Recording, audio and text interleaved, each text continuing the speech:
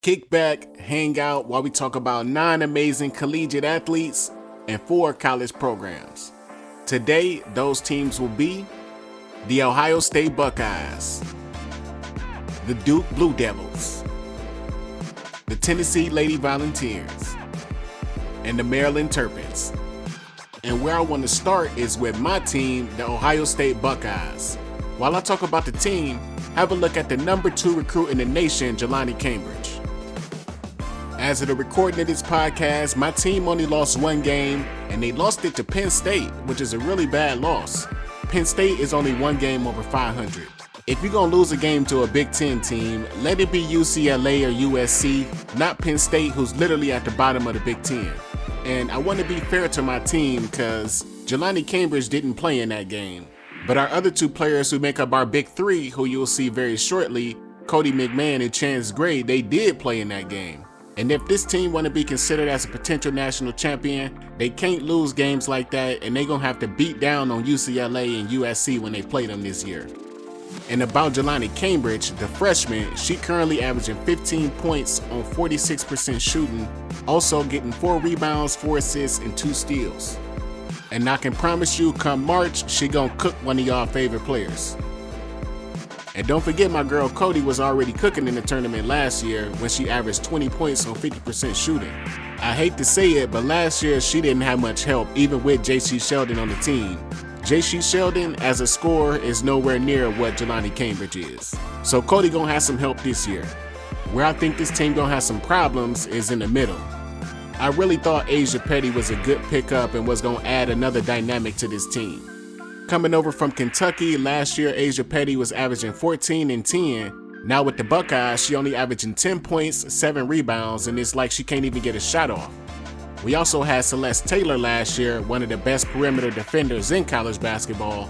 So although we gained a lot on offense with Cotie McMahon being more of a scorer and Jaloni Cambridge being on the team, we lost a lot on the defensive end, and I can tell that we're still trying to make up for that on the fly.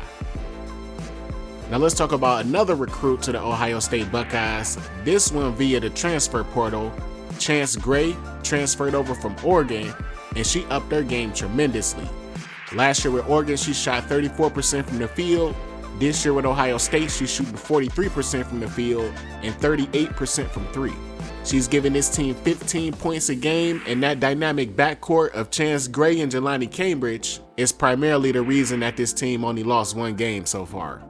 Chance Gray already got 9 games where she hit 3 or more threes, and in one of those games she hit 9 threes. You do not want to leave her open. If you do, go ahead and cover your eyes and run to the other side of the court.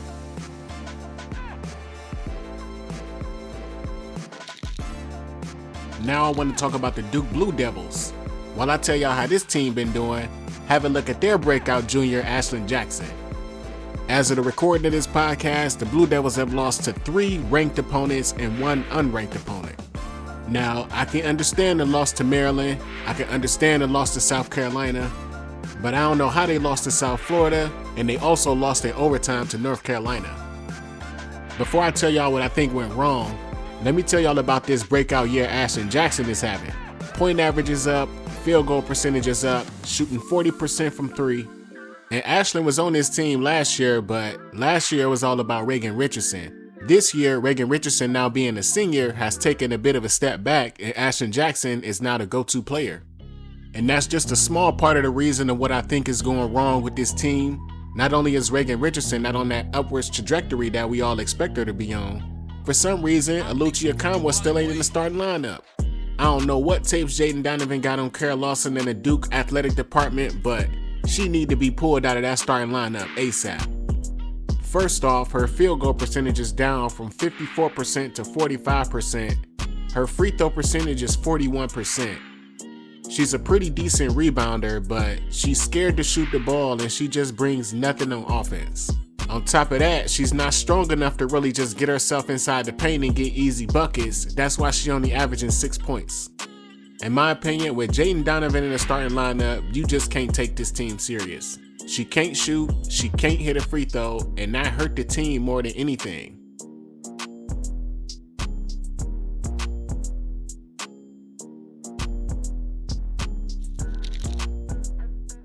Now I want to talk about the Tennessee Lady Vols.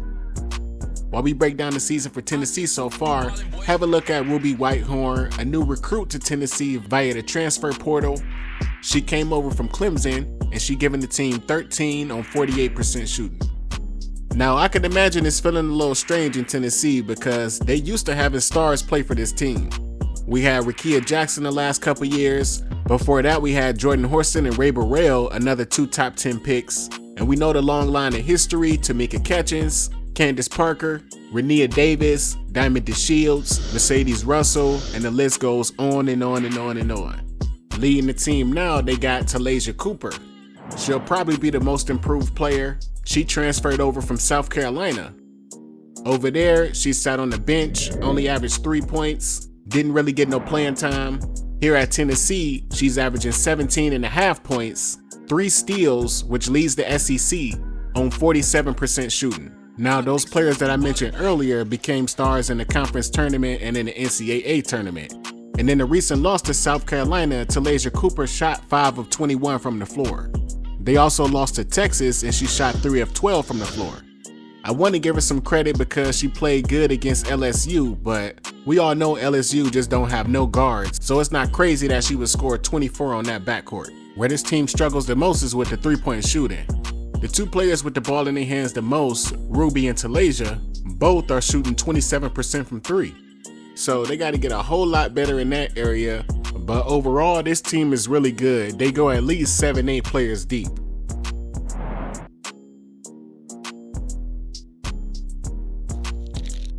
Now let's talk about the Maryland Terrapins.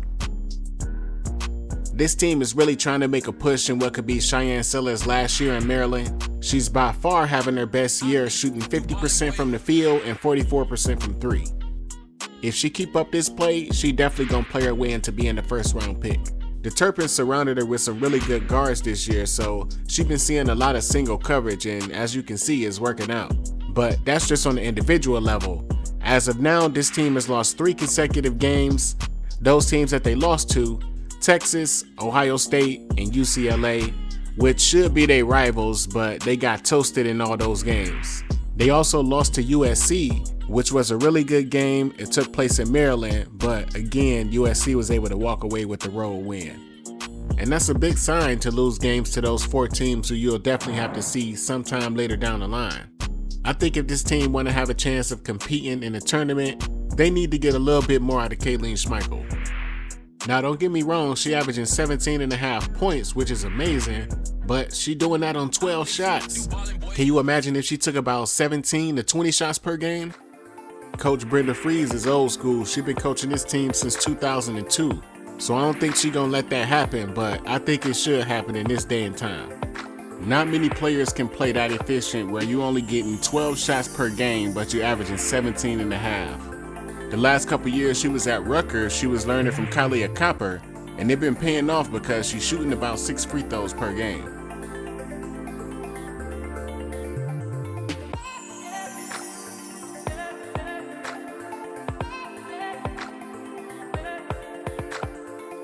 That'll be our show for this week. We got more teams to come. We got breaking news happening every day, and we're going to be on top of all of it. So please hit that like button, hit that subscribe button, and follow along with us all off season. That's all I'll say for now. I appreciate you guys for listening and watching. I'm Els for PRNM. Talk to you on the next one.